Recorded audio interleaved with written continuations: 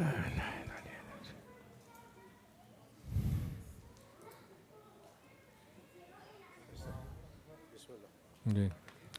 इधर भी नमाज पढ़ना है, इधर भी नमाज पढ़ना है.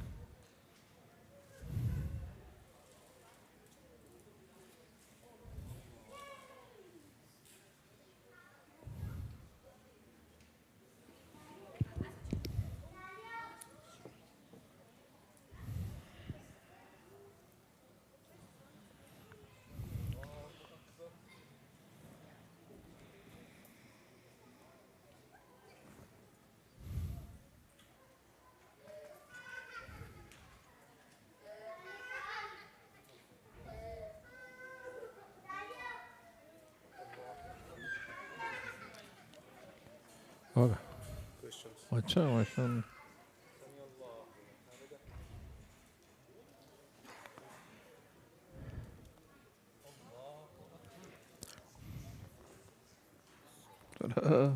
वाह, क्या बात है.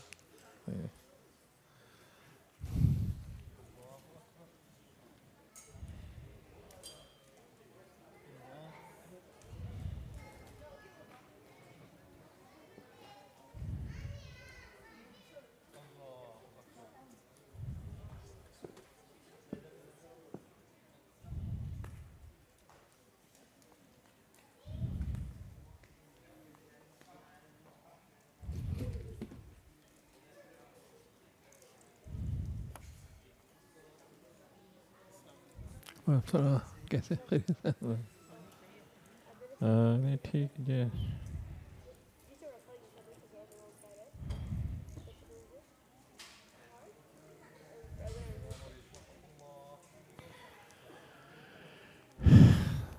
Assalamu alaikum wa rahmatullahi wa barakatuh. So inshallah today we have few questions, and I will start with two things before go to questions. First thing, you know that wudu or ablution is essential for our prayer. So in case if we are not able to make wudu, we have a tayammum. But anyway, it is important to make wudu and to maintain it.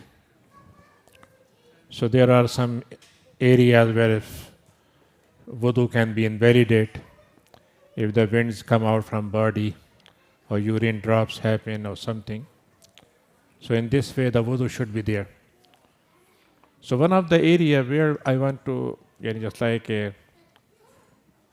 highlight, sometimes people, they make longer wudu. And many times it happens that they are not sure their wudu is okay or not, or something happened, or maybe not perfect, so they continue.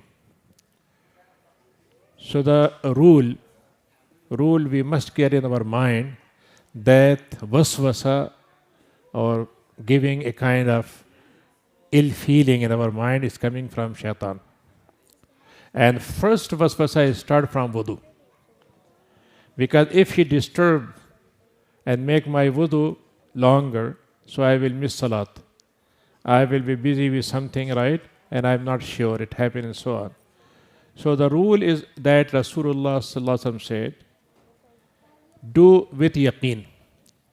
What it means, suppose if I am not hearing any noise or any smell or anything, nothing is there, I'm just like I have a doubt that maybe my wudu is broken or not. So we will do with yaqeen, right? Either there's something proven, then we will go to redo our wudu.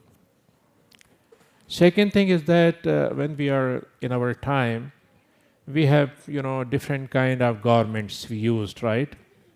So the value of garments in Islam has two values. One is to cover our private parts, rawra, right? And for man to man, it is from knee to navel. Navel it is must. If it is exposed, then salat will not be valid. And for women, for example, their face and hand, maybe for example exposed, but their whole body is supposed to be covered. Suppose if their hair are visible, right, or neck is visible, then salat will not be okay. So Quran says, خُذُوا زِينَتَكُمْ عِنْدَ كُلِّ masjid. Use your zina at the time of salat. So zina means two things, as I said. First is aura, to cover it, and second thing is, of course, we love some different kind of garments or some kind of colors, right? So it is not the issue. But the issue is that our garments not supposed to expose our parts. So many times I notice some people, especially our youth, when they come with a short shirt. So when they go in sajda, so their back is exposed. And it means their salat will be invalid. So they must bring longer shirt, right? Which suppose not be exposed. Same thing happens, suppose some people they are coming with their, it's suppose just like shorts, right? And when they go in the ruku, their knees exposed. So knee must be covered. So in that sense, we must be mindful about our salat with two things, taking care about our, not exposing our private parts, and second thing is using the better garments which we use suppose to welcome some guest or we go outside. So in this way, these two things are important to just like, for example, make my comment about it.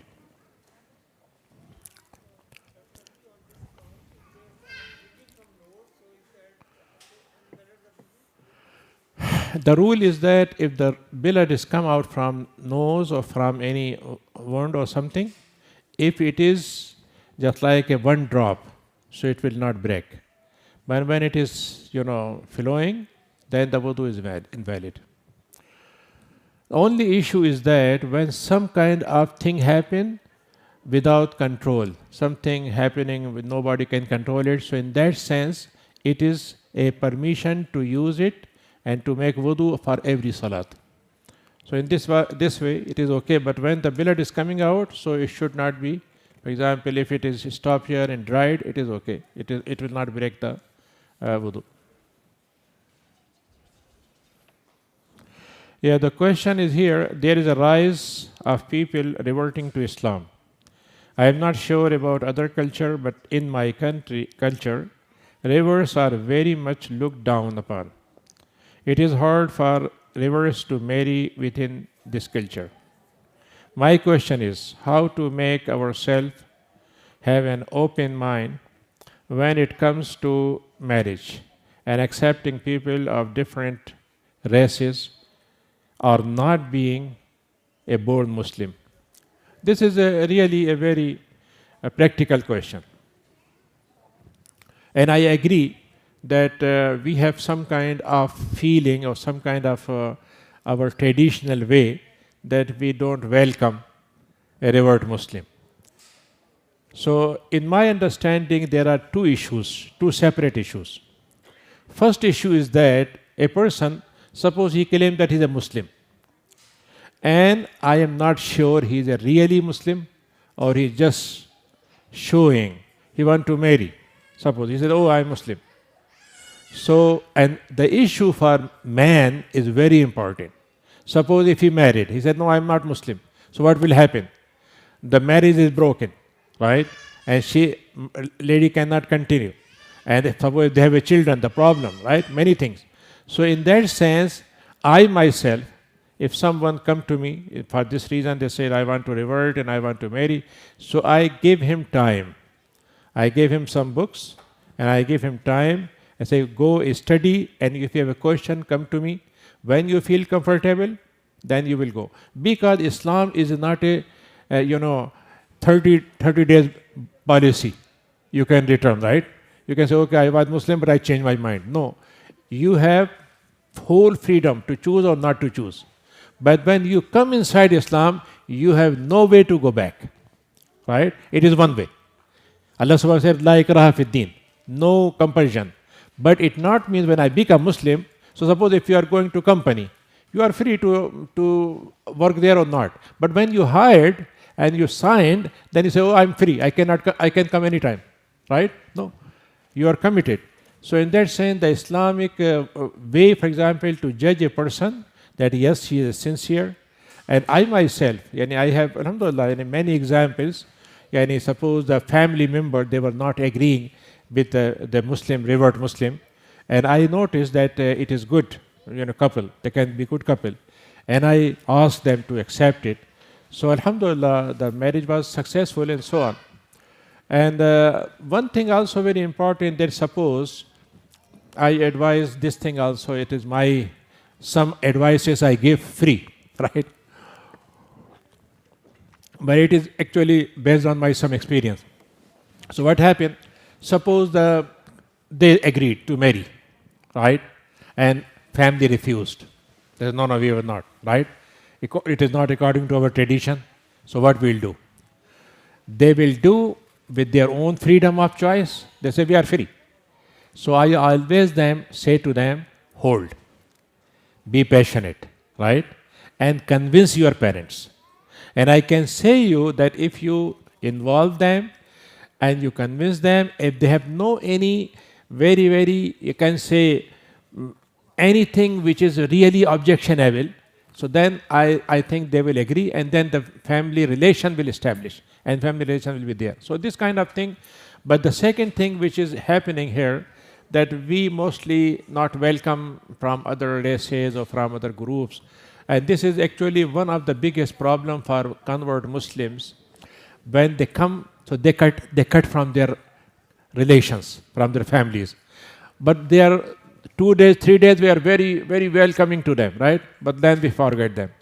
So it is actually needed to involve them in some kind of social activity, some kind of activities, and let them, for example, to be feel that they are welcomed.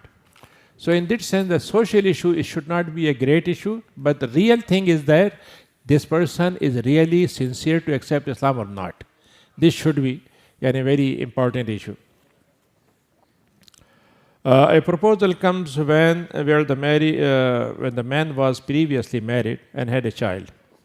The man is good in character, focus on deen, and age gap is not too big. I know many people will speculate the man of his character and be curious of why he is divorced and treat him in a lesser way. Is it okay to consider this man for my daughter who has never been married before? How to respond to deal with the people comments? Yeah, this is also a very practical situation. The marriage itself is a lifelong relation. And there is no any, you can say, temporary marriage in Islam, right? It is not. It is for labor. But sometime it happens that suppose the relation not continue for many reasons. Is it not issue that a lady came to Rasulullah Sallallahu Alaihi Wasallam and she said, I have no problem with my husband, but I feel that I cannot live with him. So Rasulullah didn't question him long about why. But he said, okay, are you agreed with this? He said, yes, okay, be separated. So in that sense, for example, and Quran says a very good word. He said, imsakun bima'rufin aw tasrihum biihsan. When you live in nice way. If you not, be separated in a nice way, ma'ruf way. So in that sense, if something happened, for many reasons it happened. Suppose something happened and they are not comfortable with it, or sometime it happened that suppose wife passed away, just like suppose early days or something. So in that sense, for example, it is not any way that Islam say that it must be this way or this way, virgin to virgin or bachelor to bachelor. No, anyone can do it. So it should be. And of course, Rasulullah Sallallahu Alaihi Wasallam has a good example. And except the Aisha, he married to all the widows. And some widows, they have their own kids. And Rasulullah was taking care about them. And Rasulullah Sallallahu Alaihi Wasallam admired this kind of relation as well. So I think this should not be an issue, even, for example, a married person marrying to a virgin woman, if they have compatibility and they are agreeing to live together and they can continue. So in this way, it should be encouraged. Especially in our society now, you can feel that sometime the marriage become a challenging thing, challenging to make to any small thing can make problem. So in that sense, for example, the issue supposed to be yani considered in some kind of regulation, but not as a criteria that this should not be accepted, whatever criteria there. My husband want to bring my in-laws to stay here in my home. Yeah, this is also one of the questions always yani make the family life little bit disturbed. But we must understand two things. First thing, the husband is also a son. Suppose he has a parents, right? And as a parents, they are not able to survive with their own. So who will take care about it? It is mandatory for son to take care about parents. Mandatory, right? So in that sense, for example, he is not alone husband. He is also son. Now you can assume that some person has the ability to take two houses, one for parents and one for wife. It is okay. It is not the issue. If that it is good. But if it is not, then what a person can do? So the second option is to manage. Manage means what? Manage means, suppose, for example, parents are living with husband and wife, but there must be some kind of understanding. Few things must be understood. One thing, that the privacy of husband and wife supposed to be maintained. And in my understanding, privacy means bedroom, right? Or you can say washroom, or also kitchen. These are the private areas, right? And the common room or drawing room is common. So suppose they can sit there, they can eat there, they can talk to each other, but the privacy should be maintained. Suppose wife, not only father-in-law. Father-in-law, of course, is a mahram. It is not the issue. But suppose the brother of husband also they were there. So how he will manage? So how she will manage? So he should not interfere in his privacy, and she also can talk to this person in the dining room, but not in khalwa. We call khalwa privacy. So this kind of management should be there, and if there any option better than this, it is okay. But if they have no choice, then we should accept it as and same thing happened to opposite to it. Suppose the parents of a wife, some way they should not be under the guardianship of daughter, but still sometime it happens that they cannot survive without suppose a daughter. So husband is supposed to be also little bit open in his heart to welcome them and to give them a kind of position. So this is also, this is a very practical issue, but I can say you that how we manage it, it should be by development of understanding among husband and wife first, and then from the parents. For Hijri calendar, should we follow lunar calculation or sighting by naked eyes? Oh, it is very big issue. It needs many hours lecture. So, one thing we agreed, that our lunar calendar is based on moon sighting. And moon has a cycles, right? It become very thin, and then it grow and become full, and then it become. So Allah subhanahu wa ta'ala said in Quran, يَسَأَلُونَكَ عَنِ الْأَهِلَّةِ قُلْ هِيَ مَوَاقِيتُ لِلنَّاسِ وَالْحَجِّ. They are asking why this sun is decreasing, increasing. He said it is based on, you can calculate, and you can calculate your days of Hajj. So there are two standards of moon sighting. Two standards. One moon sighting standard is that hisab, calculation, and other is moon sighting by eyes. So Allah subhanahu wa ta'ala said in Quran, فَمَنْ شَهِدَ مِنْكُمُ الشَّهْرَ فَلْيَصُمْ. Anyone who witnessed moon, he or she should fast or break the fast, right?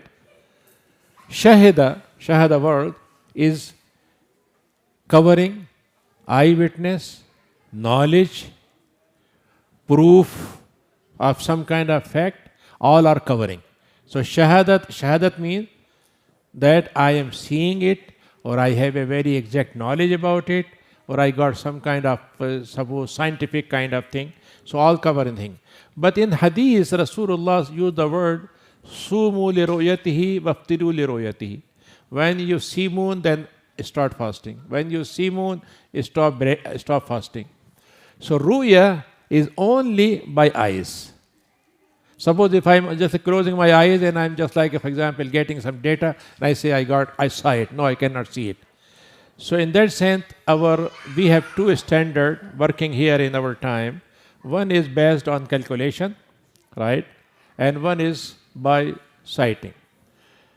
Myself, with some groups of ulama here, and also I attended a conference in Turkey, they all agreed that we will use both calculation plus sighting. So we will take the information from scientific research when moon is visible, right? And 90% visibility is confirmed. But for the sake of hadith, we will see it out. So we can calculated sighting. So it is one of the best option, but we have 2-3 options available.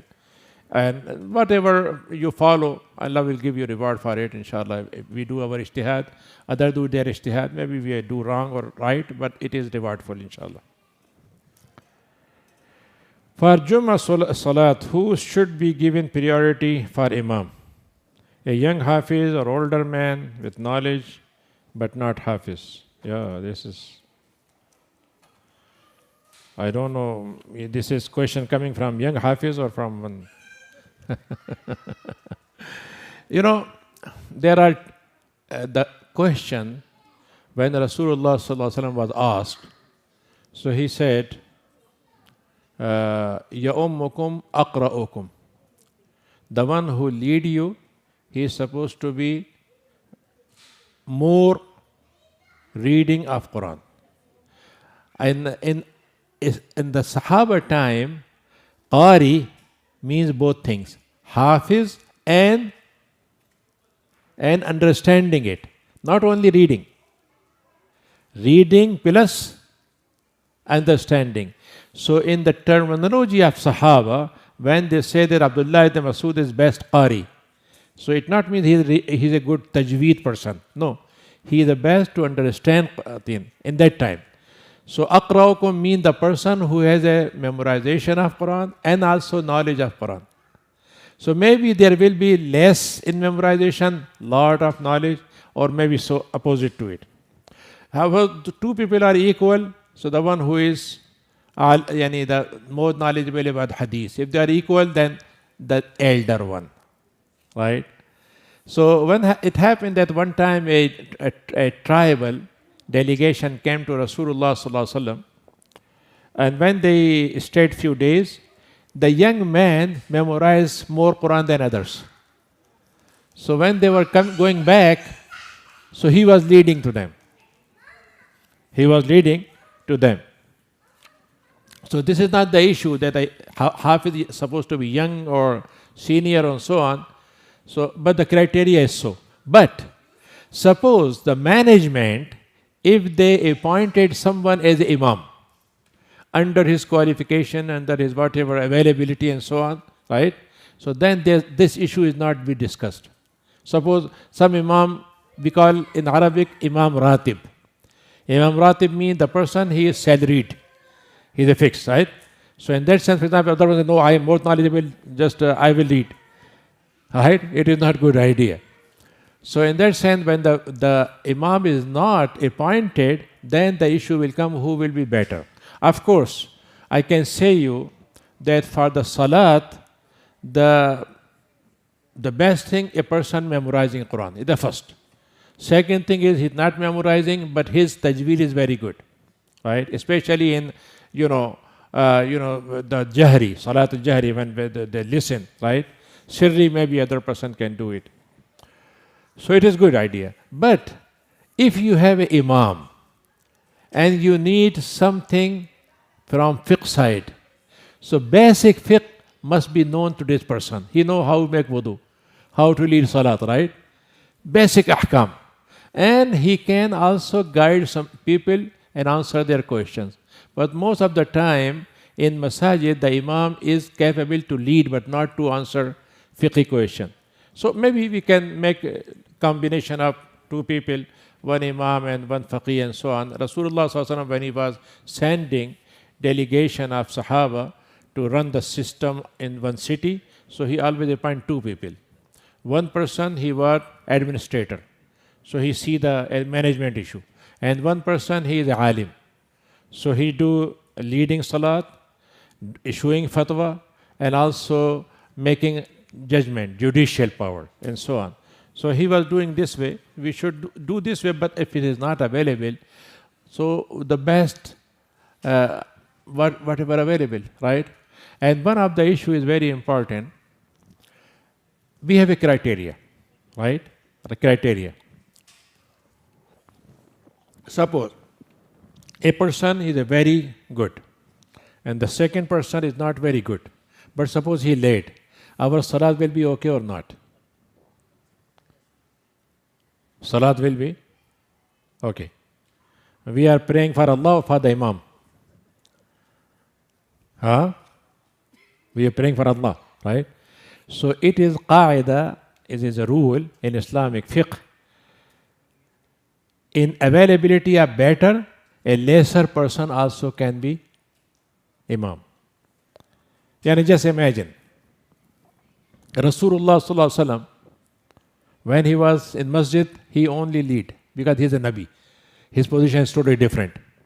It happened one time when he was in his last days. So one time Abu Bakr radhiyallahu anhu was leading. So Abu Bakr radhiyallahu anhu was better or Rasul better? So it happened that one time Abu Bakr was leading and Rasulullah sallallahu alaihi wasallam was behind. So in that sense, this kind of issue is also seen, that if the best person available but other person lead, salat will be okay.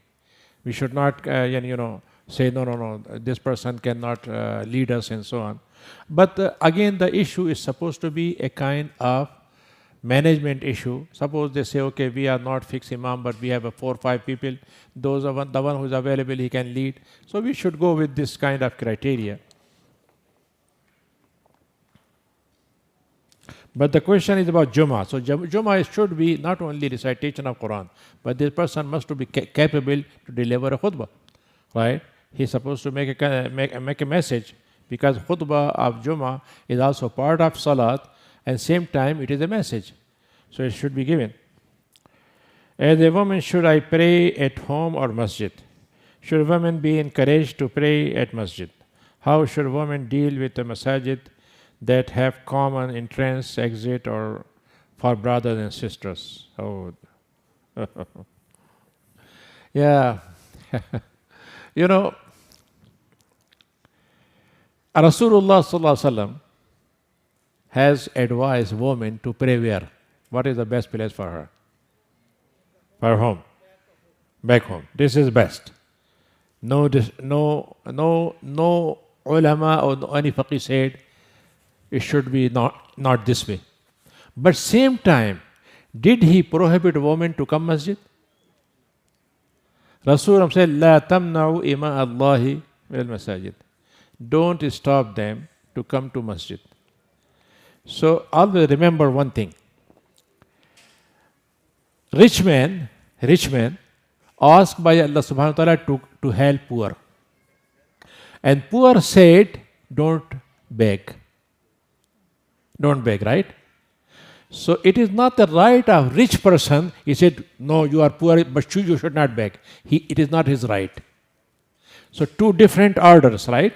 One for poor, one for rich. Same thing about the woman. You should pray at home. But if she come to masjid, it is not my right to say, no, you cannot come to masjid. Right? It is. And Umar radhiyallahu anhu, his wife was always attending salat. And he said, I don't like it. He said, just say to me, don't go, I will not go. And he was not stopping this thing. He was not able, right? So he did, he keep quiet.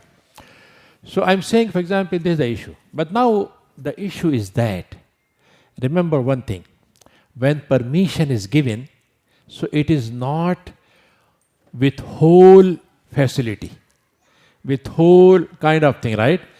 When the facility is given, when the facility is given, exceptional, it should be exceptional, right?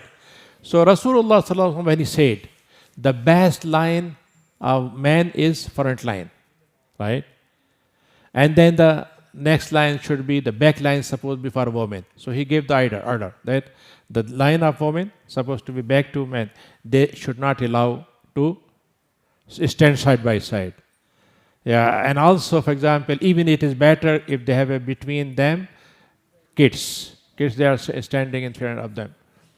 Now, one thing, and it is a little bit, my view is very different from others, those who go with this thing. One masjid, they say we have to make 100%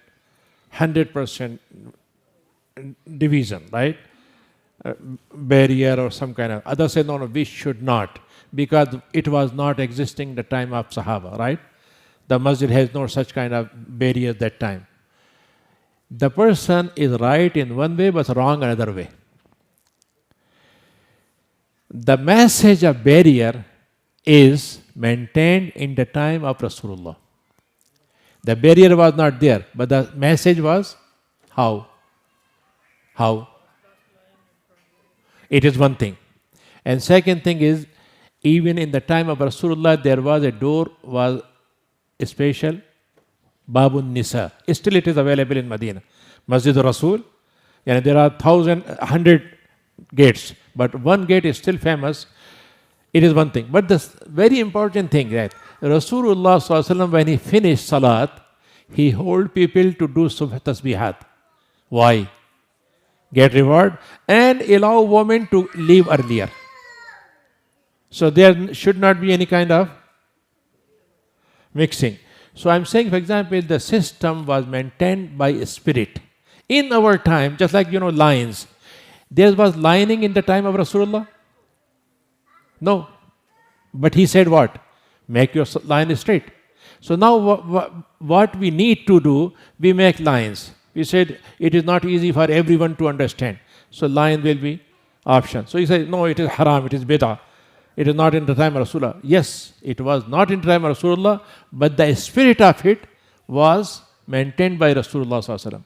So I'm saying, for example, in that sense, I appreciate that there must be some kind of barrier, some kind of, for example, something.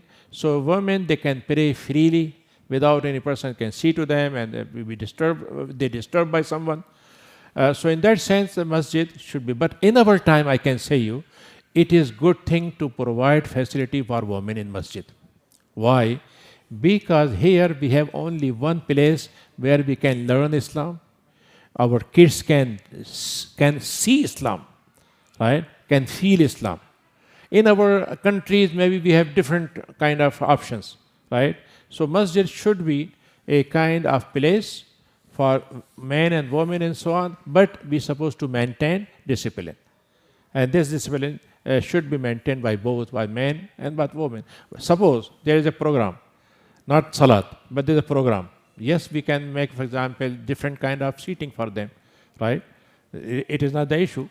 So in that sense, but the issue is that how we maintain the discipline, it is very important thing.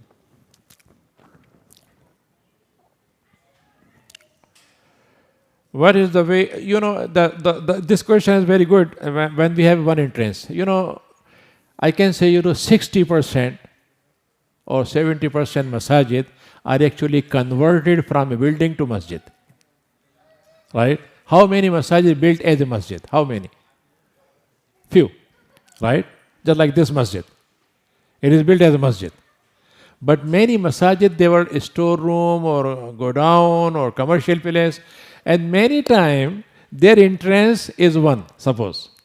Or even their entrance is coming from the Qibla. Just like you can see in Al-Falah. Right? The entrance is from Qibla side. So that time the problem comes how we manage it. Because here you have to maintain exit point, emergency exit, some kind of this thing and so on. So I always say that we're supposed to provide the facility which should be best for everyone, but sometimes the building construction didn't allow us. And I love, for example, if we build, so we can make, for example, two-story masjid, right? So first story for women, they free to, for example, pray there, right? Or we can do other way, which is, for example, safe for them, but same time, it is, for example, allow them to exercise or benefit from the facilities of masjid. What is the way to pray witr salat? Can we do jamaat for witr outside Ramadan? Is it first one rakah witr salat? Is it one rakah witr is also valid? Yeah. So witr means what? Odd, right? So hadith said, Allah witrun yuhibbul witr. So Allah is one or three? Huh? Allah is one, right? So our ulama, all ulama, agreed that the witr is one rakat. But then they also agreed there must be one plus some rakat. Minimum is 2, 1 plus 2. Maximum is 1 plus 6 or 8. Suppose in tahajjud, you can pray 8 rakat together and you make last rakat with it together. It is also allowed. But very popular way of witr, we have around 2. 2 witr kind. 3, but most popular 2. One is, according to Imam Hanifa, you pray 3 rakat with 1 salam. Right? One session, sitting, after 2 rakat, stand up, right? And make 1 rakat and then complete it. According to Imam Shafi, there must be 2 rakats, salam, then the first, second, third rakat, right? So there are 2 ways. 2 differences are there also, that you will pray qunut before ruku or after ruku, right?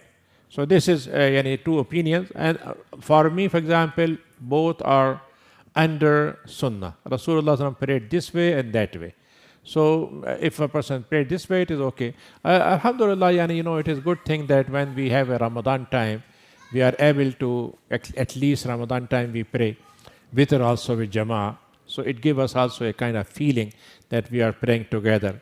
And those who are attend the Ramadan in the haram, they feel the benefit of it there when they have a whole people are praying together. So it gives a very, very special way, for example, to feel it. Now, can we do Jamaat after Ramadan? It is not a prohibited, but it's not encouraged, right? It is not, for example, it is not just like a, tahajjud prayer. Rasulullah sallallahu alaihi wasallam, one time he was praying and Abdullah ibn Abbas joined him. So he didn't stop him. So it is okay to make Jamaat of tahajjud. But it should not be a regular practice, right? Same thing about the Taraweeh. It is a special Ramadan. After Ramadan, we don't do. So in that sense, witr can be done by Jamaat. Suppose you have a whole night program, right? And you say, okay, we will do this, and then we will do tahajjud, and then we will do witr. It is okay to do that time. It is not any kind of prohibition in it, but it should not be a regular way to do it. So these are the questions. Is there any other question? If you want anything. Yeah. Yes.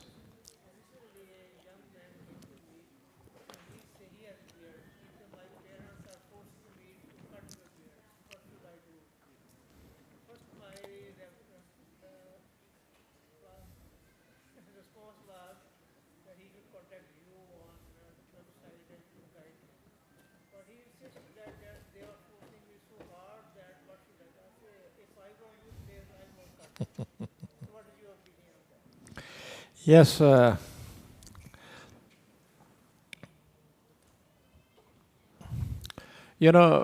I just established 2 fundamentals understanding of Deen. First thing, Rasulullah sallallahu alaihi wasallam has two way of amal. One amal as a habit, as a habit. Suppose he was eating food, right? He was sleeping. So it is what we call it sunnatul ada. Ada means which is according to the adat. Adat means which is not a religious issue, but it is. So if I follow the sunnah of Rasulullah sallam in adat, it is also good, right? It is also good. But it is not mandatory. Suppose he was, just I give you example. Suppose he was eating his lunch 12 o'clock. So you say, it is only allowed to eat 12 o'clock. No, you can eat other time, right? Sunnatul Ada. Second position of Rasulullah ﷺ is Sunnatul Ibadah, which he said, it is halal or haram, it is mandatory, it is should be, it is rewardful, right? So that ibadah is not personal. It is not personal. So now the issue of beard. We call it Sunnatul Ada or Sunnatul Ibadah. In the time of Rasulullah ﷺ, the Quraysh non-believer also was growing beard. So some people think that it is also Sunnatul Ada. Because they were keeping beard and we are keeping beard, it is not any Islamic issue. Maybe right in way, but the hadith actually is very decisive to move to Sunnatul Ada to Sunnatul Ibadah. When he said, grow beard, right? Grow beard. One time a person came from Yemen, and he was a governor of a Persian emperor. So he brings a letter of a person to Rasulullah ﷺ. Said, who are you? I said, I'm so and so. He said, why you have no beard? He said, we have no any tradition. He said, but my tradition is to take beard. So he criticized him. So we have 5 ahadith about growing the beard. This is so it means that it is not Sunnatul Ada, it is Sunnatul Ibadah. It is one thing. But the second issue, it is my understanding of fiqh that suppose if you are said pray Zuhur 4 rakat, how much time you will take to pray? 5 minutes. Maybe some person can take 20 minutes. Maybe, right? So every hukum has 2 values. Minimum application and maximum application. Right? So suppose, if someone say, if the guest come, respect him. So what is the minimum? Maybe you offer him water or tea or something, right? Or maximum, you say, no, you have to share with my food and so on, right? And whatever. So the hukum when said grow beard, the minimum is growing beard, minimum level is okay. But the maximum is whatever you can bear, right? Even till you leave, you don't touch. Same thing, just like Allah Subhanahu said to women, make hijab. So what is the minimum hijab? Just like covering the body, right?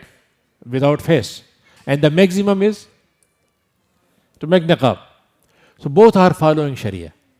Both are following Sharia. So I always say that if some person is growing minimum, is still consider the beard. But of course, you can say it is maximum. No, it is not maximum.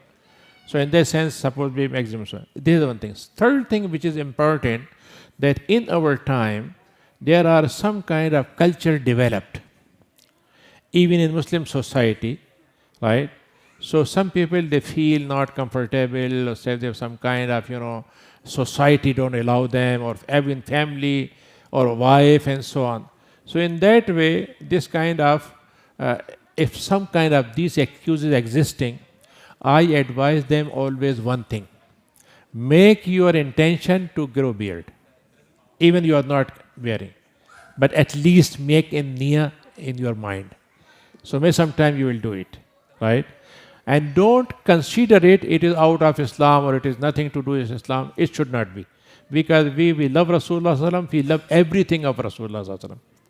So this way we can go with this kind of thing, balancing the hukum in a minimum level, maximum level, but same time trying to follow it, whatever capacity we have.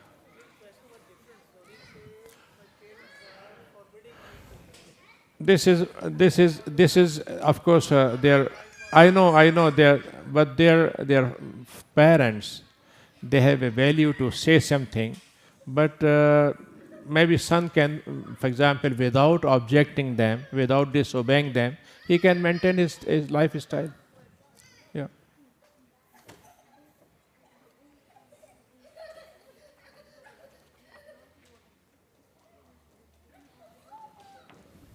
More question.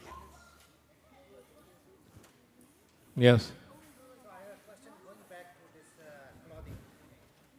So sometimes there are certain brands which has some image. For example, Polo, it has a horse. I'm wearing this for roots. It has this jewel. So what is your advice about Images. yeah images Images. while Yeah. we are saying If the images are not very visible, not very clear, so it is allowed. Suppose some eyes are just like eyes, but not whole real eyes, and so on, very clear, so it is allowed. But when the whole image is very clear, it should not be undressed, because the salat will not be okay with it. Yeah.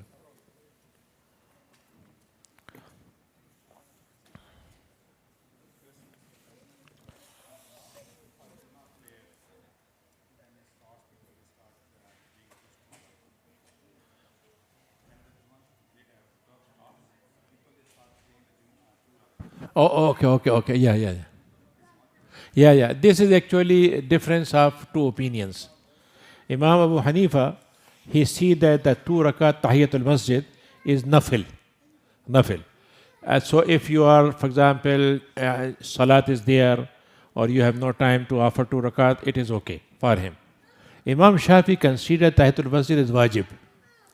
So he said, even Imam Khatib is delivering khutbah, you should do the 2 rakat. So it is based on different of opinions. Mostly in Hindustan, India and Pakistan, we have no such practice, but in Arab people, they do it. But sometimes they misuse also Tahiyatul Masjid issue. How? This is the agreement among all scholars that we should not pray any salat in the sunrise time, when the sun is middle and sun is setting, right? But I notice many people, they come in masjid, without caring what is time, they start praying 2 rakat. So they must be mindful that if the sun set time, they should not pray till the time is finished. It is few minutes time, but supposed to maintain.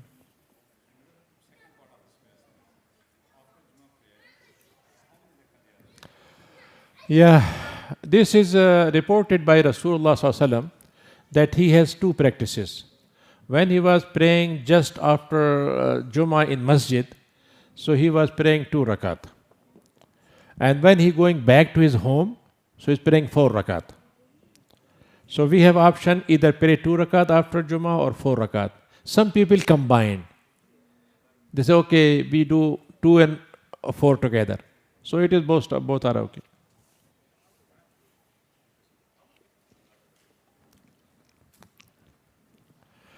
There is a very funny story happened to me. In 1980, I visited Syria. So I prayed Jummah in masjid. So they prayed Jummah, and after prayed Jummah, they prayed Zuhr with Jama'ah. So I was surprised to see what happening. So I asked them. So they said, according to Imam Shafi'i, only one Jummah is allowed in one city. If the Jummah in one city, only one place supposed to be place of Jummah. And we are not sure our masjid prayed earlier or other masjid prayed earlier. So we repeat our Zuhr. So this is also a kind of fiqh issue comes in this way also.